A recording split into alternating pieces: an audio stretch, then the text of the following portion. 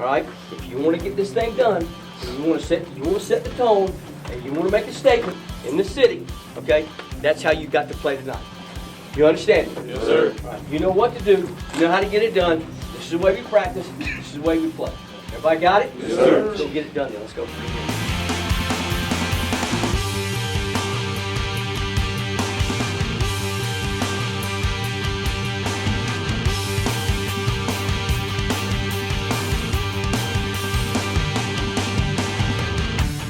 Welcome to another edition, the debut edition in 2015 of Baker's High School Huddle, where we talk about high school football throughout the season here on CW17. Frank Frangie along with Justin Barney from the Florida Times-Union.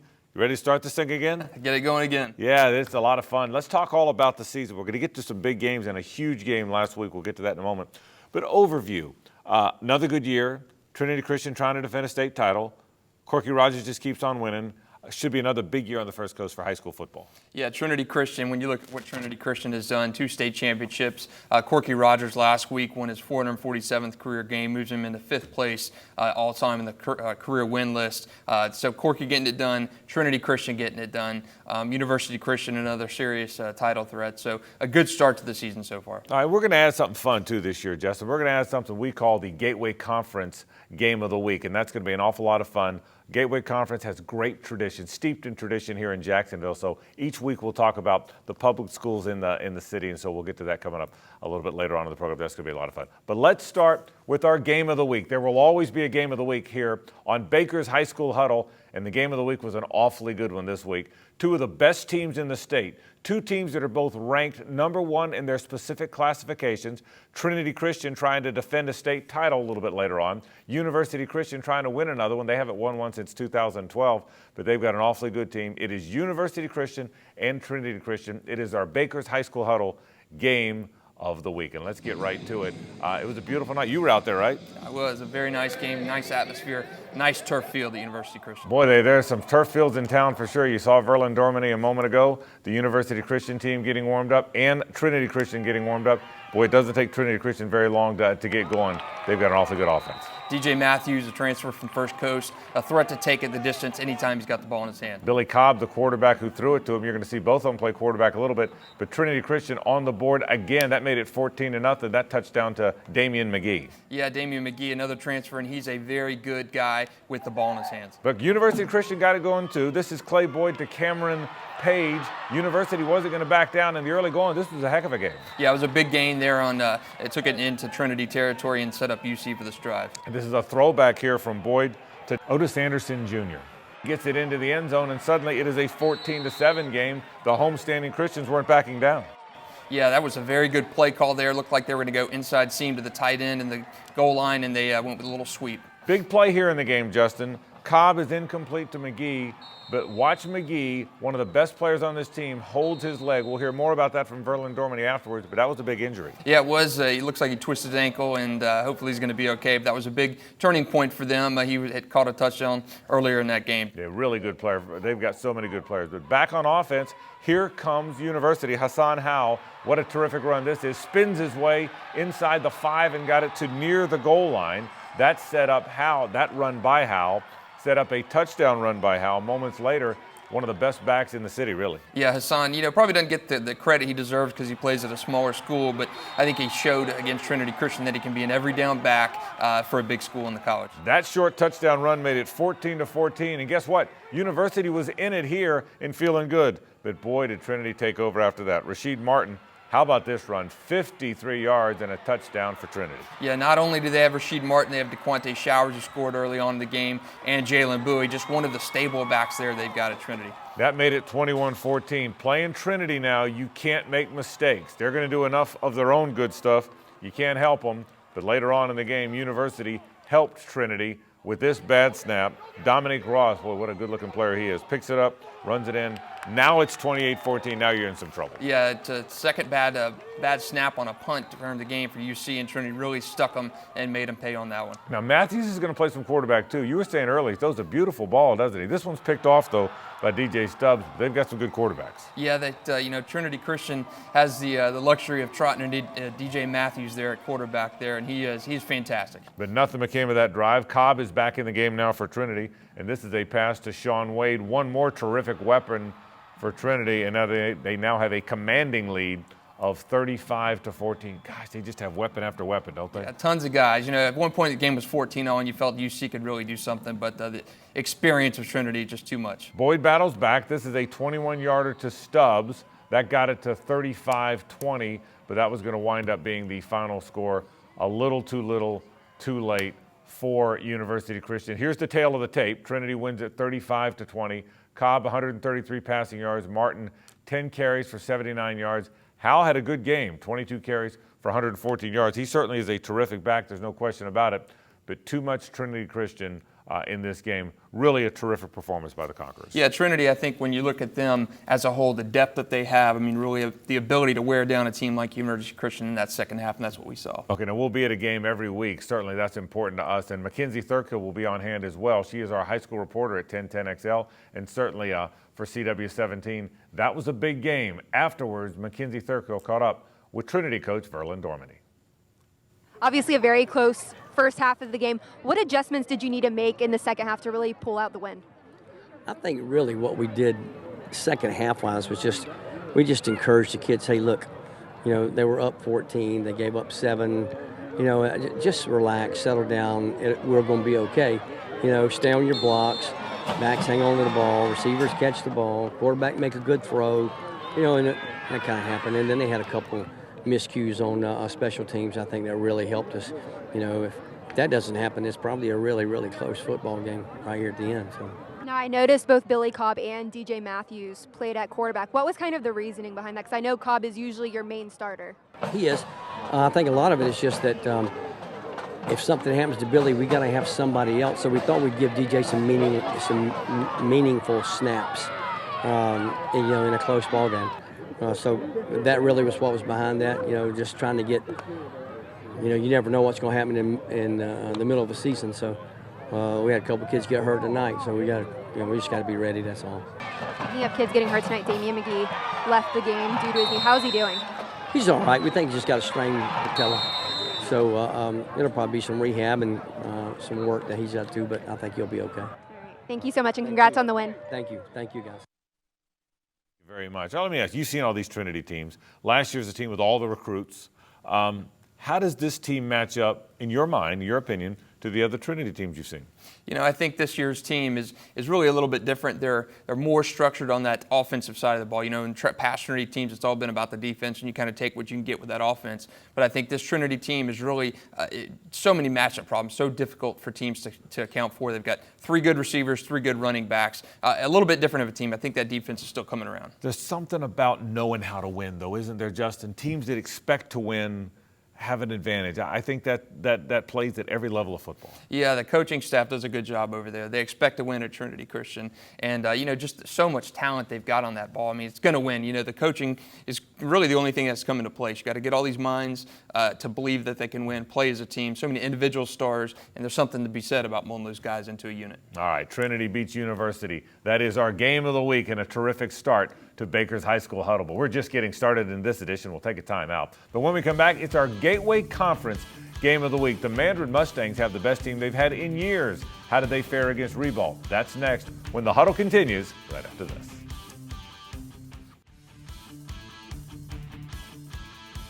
Welcome back to the Huddle, Baker's High School Huddle, where we talk high school football with you every week here on CW17. Frangie along with Justin Barney from the Florida Times Union. I'm excited about this whole Gateway Conference stuff. I grew up in the Gateway Conference, so I think it's a big deal. And we're going to focus on one game each week in the Gateway Conference. Mandarin's got a good team. Man, they laid it to White in week 1 more than I thought they would have, or by a bigger margin. Is Mandarin better than you thought they might be, better than maybe people thought? You know, I thought Mandarin had a chance to take that step forward this year. They were contended for a playoff spot last year all the way up until the last district game in week 10. So, you know, Brian Braddock, the coach there, he comes from St. Augustine. He wants to build a sustainable product that can succeed year in and year out, no matter if you've got Division I guys or not. And I think that's what they've done. You know, I think this year, any more than his first 2 seasons, has been about taking that step forward, and I think you're seeing that. The products of that this year. Boy, no question about it. All right, let's get right to the highlights. Mandarin and Ribault. It starts, though, a good news for Ribault. This is Deshaun McNair, and he got the Trojans off to a great start in the game. Yeah, Deshaun is a very good. He's probably their best offensive player. So look for big things for him from now and to come the rest of the season. All right, so good start for Anthony Flynn's team, but after that, boy, oh boy, did Mandarin take over. Tyler Greenlee, a 33-yard pass to Anthony Spooney right here. That sets him up for a touchdown. A few plays later, then it was Andre Kearney banging it in from 3 yards away. And that got Mandarin even at 7 apiece. Yeah, Andre, a Miami commit. He's only a junior, and he does it on both sides of the ball, running back and linebacker. Fantastic player. Yeah, watch him pick his hole a little bit, too, on the touchdown, too, and then explodes right through it. That made it 7-7. Now, next Mandarin possession, they got going again. Kearney again bangs this one close to the goal line, got it to the 1 yard line. Remember, 7-7 game here. Mandarin knocking on the door again. Then it was Tyler Greenlee, the quarterback. He kept it, sneaks it up the middle. Didn't get the extra point, but a 13-7 lead now for the Mustangs. Yeah, Tyler, a quarterback. He was big last year in that near playoff run, or that near playoff miss, and he's back again doing big things. Tony Sarakis makes the pick of a Jamal Marsh pass right there. That sets up Mandarin in great field position again. Boy, Greenlee can throw it. A nice post pattern right over the middle. He really can throw it, and that puts Mandarin in position for a Kantarovic field goal. He makes this, and suddenly it is 16-7 Mandarin. But Ribault wasn't finished. They bounced back. Marsh answers with a 16-yard touchdown pass to Kenneth Chanel. It's a feisty Ribault team too, isn't it? Yeah, that's right. Jamal Marsh, I believe, is just making his first start. He came on in relief of Darius McGugan the week before at Trinity. So a nice composure from this young kid at quarterback. Second look at the touchdown in the corner of the end zone that made it 16-14. But a pump fake there by Greenlee, and he hits Justin Brown now. Nice work there. 35-yard touchdown pass. That made it 23-14. Mandarin. But here comes Ribault. They're battling back. McNair answers an 18-yard run, and suddenly it's a one-possession game. Yeah, Deshaun is a guy you've got to keep counting for on all plays, running, catching the ball, and especially on defense, too. The guy's a player. Boy, what a good looking back. Now, Ribault got the ball back there, trying to get back in it. Remember, they are down 2 here in this Gateway Conference affair, our Gateway Conference game of the week. Incomplete pass there. On 2nd and 10, a little screen pass here. Goes for about 6 yards. They're battling to get back in it. Remember, down 2, field goal wins the game here. All right, on 3rd down, incomplete pass. Big play here on 4th and 4. It looks as though Marsh has scrambled for a first down. And it would have been a big first down, but did you see that? You saw it, right? You were watching. Block in the back. Let me show it to you again. An illegal block in the back was the difference in that game. And I thought, look for a minute, Ribault was coming back. Watch right there. Difference in the ballgame. Yeah, right. And it couldn't have done it at a worse position right in front of that official right there. Obviously, that cost him 10 yards. Now on a last gasp effort, Marsh trying to get his team back in it. A desperation pass falls incomplete. Mandarin goes on to win the game. They take a knee.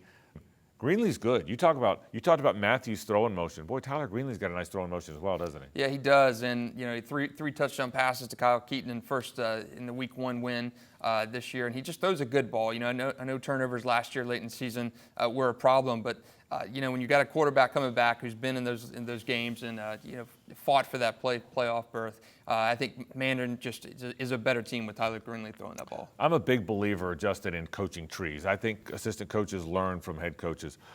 Certainly Joey Wiles has a lot of guys out there, doesn't he? Brian Braddock's one of those. I think what Mandarin's doing has a lot to do or relates a lot to what he learned from Wiles. You agree with that? Absolutely. He played for Coach Joey Wiles at St. Augustine. In that St. Augustine coaching staff, Josh Hoekstra, the head coach at Clay, was also on that staff with Joey Wiles and Brian Braddock. Brian's first head coaching job was at Mandarin, and he wanted to build something there he could to grow on, something that he could kind of plant a tree and watch it grow, and he's done that. Was okay first year, was better the second year, and I think you're finally starting to see, in year 3 of the Brian Braddock era, the things that he's preached from day one really starting to take shape. I'll show you one other game, by the way. One game that involved a Gateway Conference team against a non-Gateway team, Duval versus Nassau, because we want you to take a good look at this West Nassau team. Interesting game. We're going to show you a variety of teams throughout the course of the year. Terry Parker's an interesting team and got off to a good start in a game they probably were going to be an underdog in. Eric Hill got it going to Kelvin Bryant in the very early going. It'd be nice to see Parker, a traditional Gateway team, bounce back a little bit, wouldn't it? Yeah, when I was at Parker back in the mid-'90s, they were 7-3 one year, 10-0 the next. So, Parker trying to get back to that tradition. And this team was 0-10 last year. Yeah. Bounce back Eric Hill to Kelvin Bryant right there. West Nassau, those got a good team. Bryce Jenkins here can connect with Keyshawn Penamon, who's a good player. Very good, highly recruited player, and he was at University Christian the last couple of years. But offense, defense, special teams, you got to watch out for him. Another nice play from Terry Parker. Hill hits Malik Douglas here for a score, and Parker was battling in the very early going. There's no question about that. But then after that, it certainly became sort of all West Nassau. Brandon Jackson, remember him from last year, terrific back a year ago. He bangs it in here. That's a touchdown from West Nassau. Now Kyler Crosby, big physical fullback, he bangs it in there as well. And the defense got involved as well. By the way, this is not a Jaguar replay. It just looks like it. This is a pick six on the same side of the field. Hunter Hutchinson, a pick six for West Nassau. The West Nassau team was really rolling, and then Jenkins connects with Josh Taylor after that. And they were able to sort of pull away. He dives to get it into the end zone there.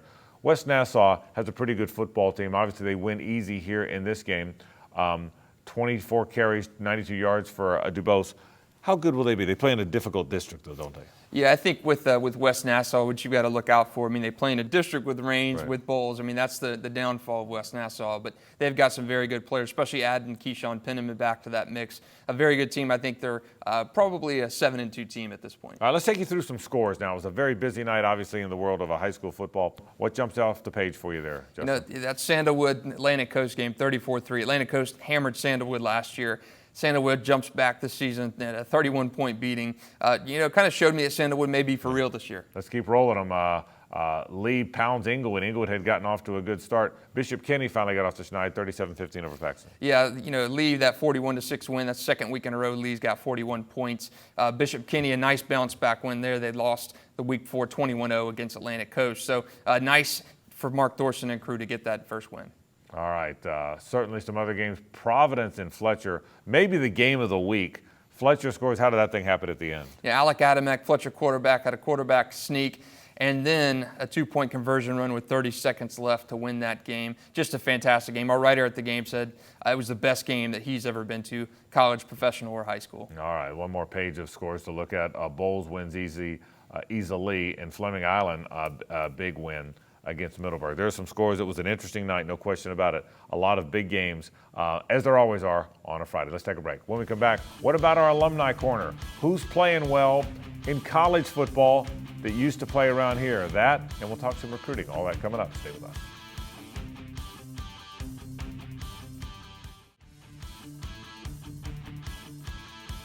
Welcome back, everyone, to Baker's High School Huddle, where we talk high school football with you, guys who are playing now and maybe some guys who played in the past. People in Jacksonville and the First Coast don't know a lot about Chris Westry necessarily from Oakleaf, but boy, people in the SEC do. He was the SEC Defensive Player of the Week. Boys, he played well. Yeah, and when you look at Chris Westry, he's a true freshman out of Oakleaf. Committed early on to a big school, switched the last second to Kentucky, and just a fantastic game against South Carolina. 26-22 win for Kentucky. 6 tackles, his first career sack, and his first career pick at the end of the game to clinch that win. So 26-22, Chris Westry with a big hand in Kentucky's win over. He could rear his head this week. As a matter of fact, the Gators have to go play at Kentucky, and the Gators don't know who their quarterback is, so certainly that could have a lot to do with what happens in that game. We also want to talk recruiting, and we're going to highlight a different recruit each week. A lot of those Trinity Christian guys will make their way here for sure. But I want to start with Eli Peters, the terrific quarterback at Sandalwood. Look, we've seen him. You know him very well. He's committed to play at the University of Illinois, big, tall quarterback. Tell us a little bit about Eli and what makes him special. Big kid, 6'3", 210 pounds. And, the thing about Eli, he can throw the ball, he can run the ball. Very good dual threat quarterback. His running probably doesn't get enough credit as his passing because he's simply such a good passer. But he can get outside of the pocket very well. He can move very well for a bigger guy and, run people over. I mean, he's going to run for probably 500, 600, 700 yards this year. And as a passing quarterback, that is very good to see. And Sandalwood certainly needs him to be on that level, that Parker Bain kind of level, former Sandalwood quarterback who's now at Duke, that running passing blend. Each week we'll have a recruit that we'll keep our eye on. Eli Peters, the terrific quarterback out of Sandalwood, he is our recruit of the week here on the High School Huddle. We'll take a break. Almost out of time. But what big games are coming up next week? We'll talk about a potential Gateway Conference game of the week and a big game of the week. All that's coming up when we return right after this.